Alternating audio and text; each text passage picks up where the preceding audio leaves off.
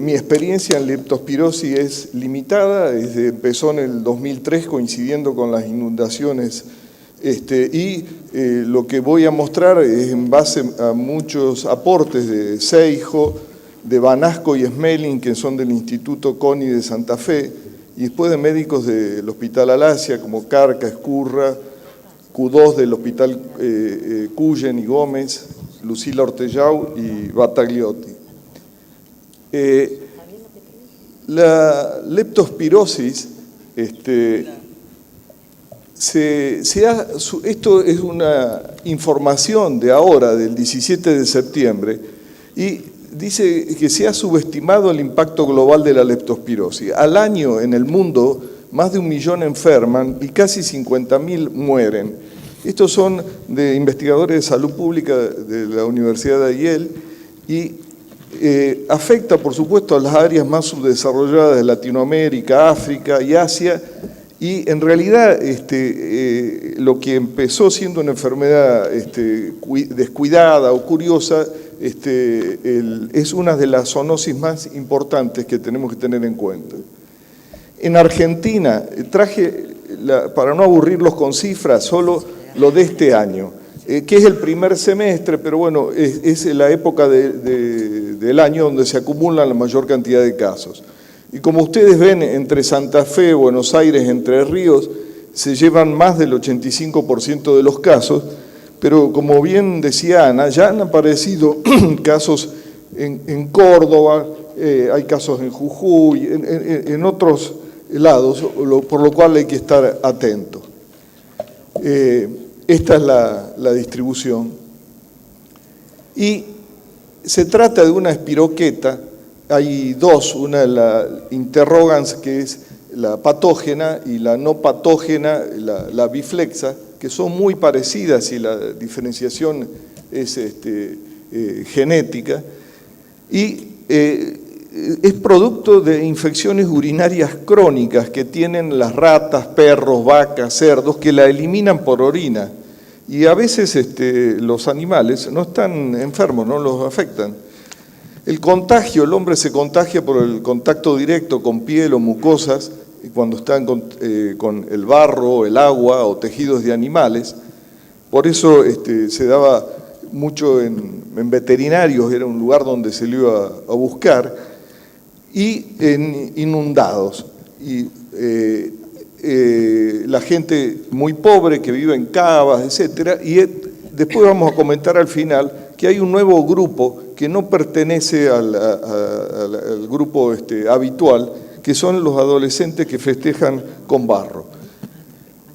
Todo caso de fiebre y mialgias con epidemiología positiva, como decía Ana, siempre, pero si a uno tiene fiebre y le duele mucho todos los músculos, lo más probable es que tenga influenza y que sea una influenza B, o que tenga una bacteriemia por estafilococo o lo que sea. Pero dentro de los diagnósticos diferenciales, y más si hay epidemiología positiva, no olvidemos de poner leptospirosis. La incubación promedio es de 10 días, pero de 2 a 20, otros dicen de 1 a 30 días, puede abarcar la incubación, y por lo tanto siempre preguntemos qué estuvo haciendo el último mes ese paciente que está con fiebre y que le duelen mucho los músculos. Es una vasculitis generalizada y, por cierto, la mayoría de los casos pasa en forma muy leve. Hay una fase septicémica con fiebres, mialgias, cefalea, dolor abdominal, astenia, hiperemia conjuntival, que esto en los libros está sobremagnificado, y ahí se la puede encontrar en sangre. Y después una etapa inmune, donde puede aparecer la ictericia, la insuficiencia renal, meningitis, hemorragias, persiste con dolor muscular y a veces hay exantema. Y acá la leptospira va a estar en orina.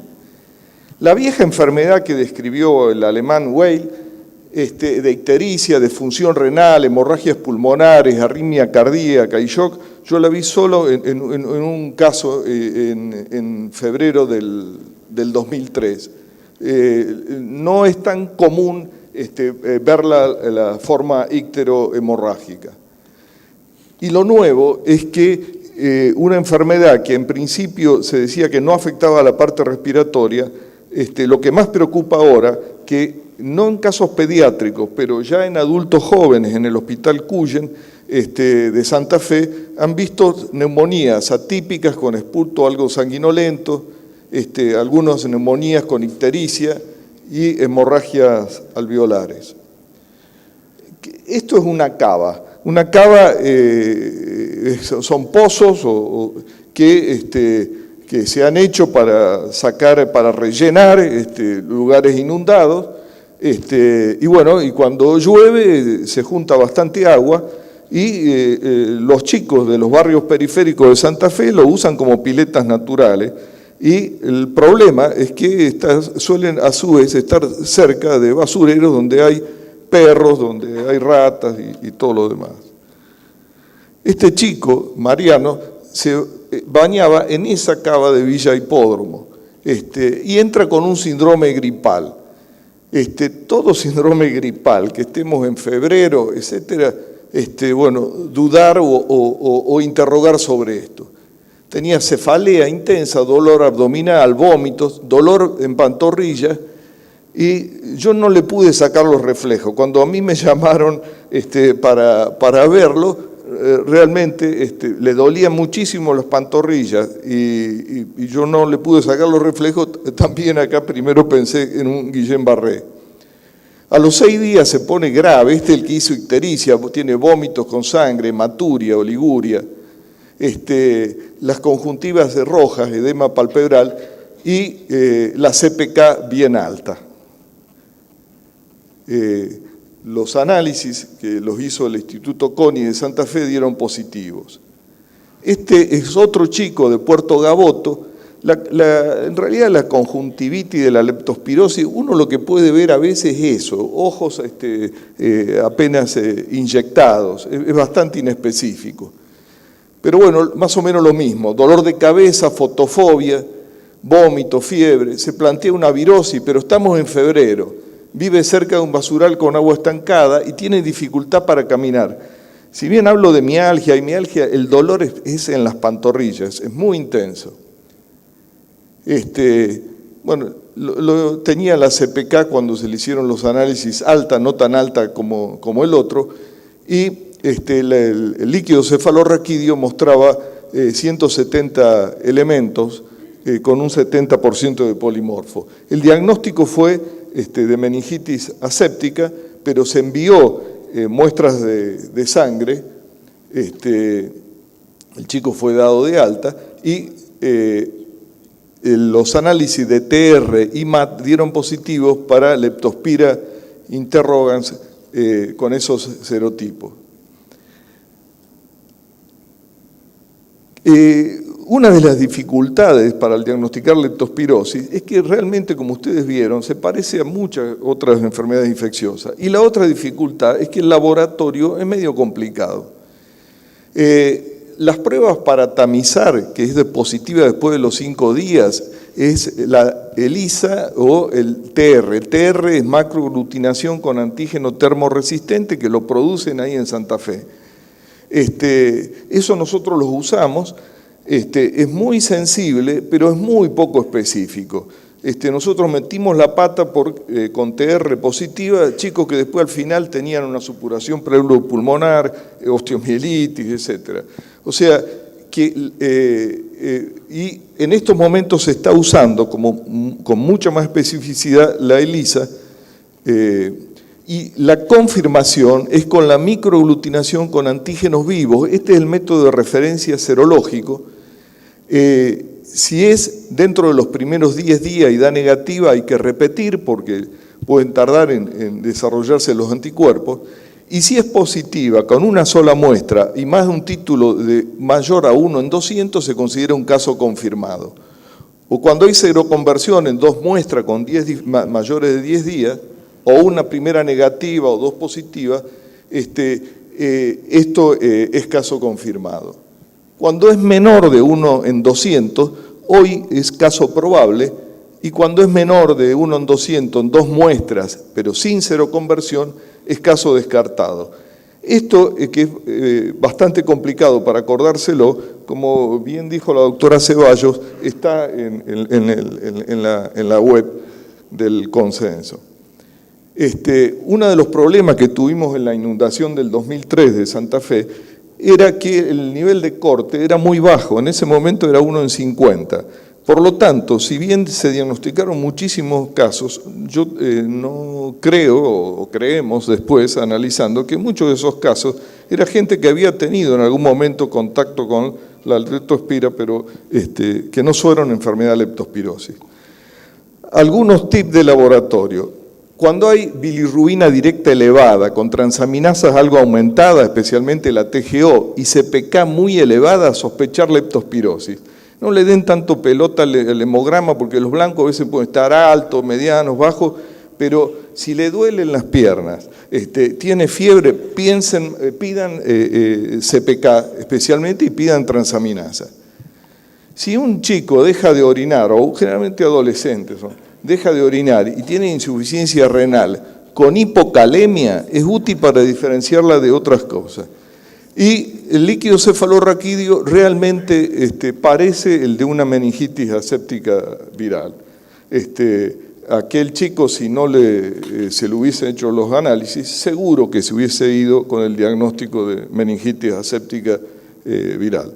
Y el tratamiento es penicilina, doxiciclina, amoxicilina, ceftriaxona.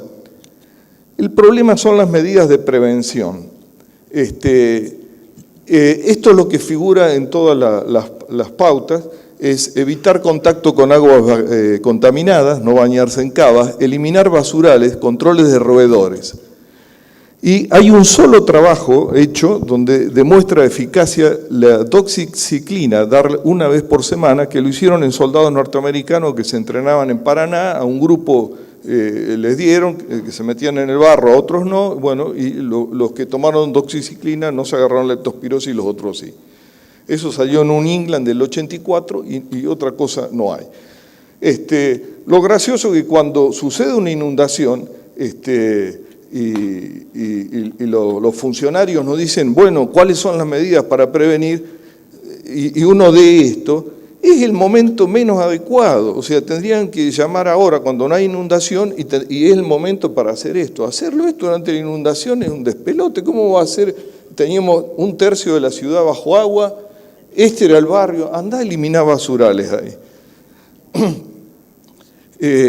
Esto ya es un centro de refugiados más organizado a la inundación del 2007, donde íbamos con los médicos residentes a controlar, pero perros, etcétera, hay. En la inundación de Santa Fe, como les decía, se pudo hacer una investigación rigurosa en medio de un caos. No es muy fácil, pero algunas conclusiones sí podemos sacar. Se hizo quimioprofilaxis con doxiciclina, una vez por semana hasta que las aguas bajen, y le dimos doxiciclina a chicos de 5 años en adelante. Comprimidos, bueno, cuando hablamos, desde la SAP nos querían matar, porque para el pediatra es pecado realmente usar tetraciclina en menores. Y me acuerdo que en ese momento con Escurra, con Gustavo, tuvimos que tomar una decisión. En realidad lo que hicimos fue elevar la edad porque se la estaban dando a chicos desde los 2 años. Bueno, había razones para usarlo porque realmente Alfredo Seijo y con la hecatombe que pasaba nos había advertido que podía haber casos realmente muy graves.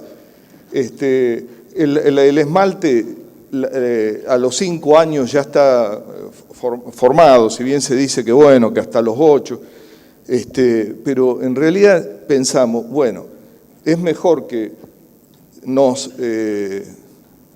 se enojen, digamos, porque después tienen los dientes manchados y que no se nos muera alguien. Ahora, lo peor que se dio a adultos, y adultos jóvenes, o sea, se les dio a mujeres jóvenes, y evidentemente en esas mujeres jóvenes alguna debe haber estado embarazada.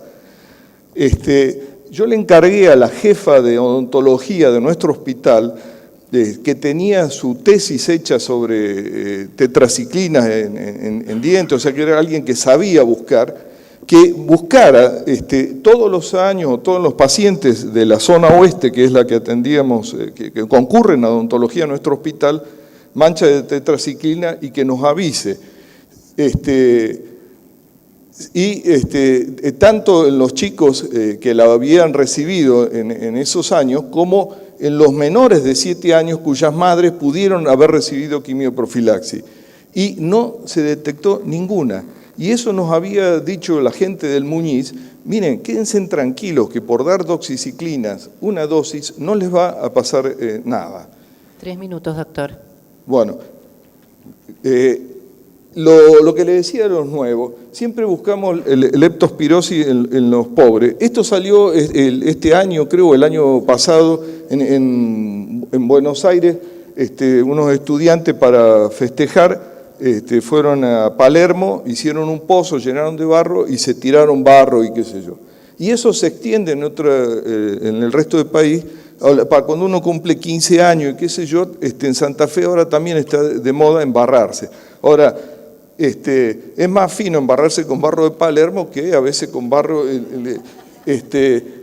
Miren, esto en un sanatorio de Santa Fe, tuvieron internada una chica de 13 años con fiebre, vómitos, dolor lumbar de 24 horas, sospecharon infección urinaria, le dieron tratamiento y se fue de alta. El urocultivo después vino negativo.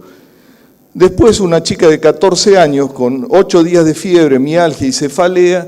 Bueno, la madre cuenta que en el pueblo habían otros chicos con síntomas parecidos y que participaron en una fiesta en un chiquero. Bueno, le descartaron todas las otras cosas y dio las MAT en el caso 1 y buscaron el caso 2, dio positiva. Este es otro caso, brote de leptospirosis en adolescente por arrojarse barro en un agasajo. Esto es de la gente del CONI. En Santo Tomé, al lado de Santa Fe, lo mismo, para ser más rápido. 11 de 14 cefalea, 10 de 14 mialgias, fiebre, dolor ocular, 5 estuvieron internados. Por laboratorio se confirmaron 7 de los 14 casos, tasa de ataque 50%, y 6 en 6, el serogrupo presumible fue la leptospira icterohemorragia. En este congreso, la gente de mi ex hospital presenta un caso de miositis aguda, en un caso también asociado por leptospirosis, que es una chica que participó en un festejo de 15 años revolcándose en un chiquero. Esto es de Pozo Borrado, en el norte de Santa Fe. Y ¿puedo todavía un ratito? Y esto es leptospirosis con compromiso pulmonar. Por ahora, nosotros en nuestro hospital lo hemos documentado, pero si se está viendo en adultos jóvenes tenemos que estar atentos porque puede pasar especialmente en adolescentes. Y esto es de vigilancia intensificada de leptospirosis en Santa Fe y en Entre Ríos, un trabajo hecho en 2012 y 2013. En 183 pacientes sospechosos con menos de 6 días de evolución, bueno, se les hizo cultivo, porque hasta ahora nunca se podía cultivar, porque cuando ya se sospechaba y qué sé yo, ya era tarde. Acá documentaron 24 casos y hubo 3 aislamientos. En los cultivos el serogrupo fue canícola. Y hubo 4 muertos con hemorragia pulmonar, más compromiso renal, hepático y o plaquetopenia. Una mortalidad del 16.6, y cuando hay manifestación pulmonar la mortalidad sube. Esto está documentado por los brasileños también, que son los primeros que dieron la voz de alerta. Y lo nuevo es la detección de leptospira, su material genético. Todavía Viviana Banasco está haciendo cultivo y PCR, todavía está en proceso de validación, pero esto va a ayudar mucho. Y hay nuevos test rápidos que todavía en Argentina no lo tenemos, que es el LeptoDisc, el LeptoCheck, el Leptolateral Flu, que sin duda van a abrir posibilidades. Bueno, eso era todo.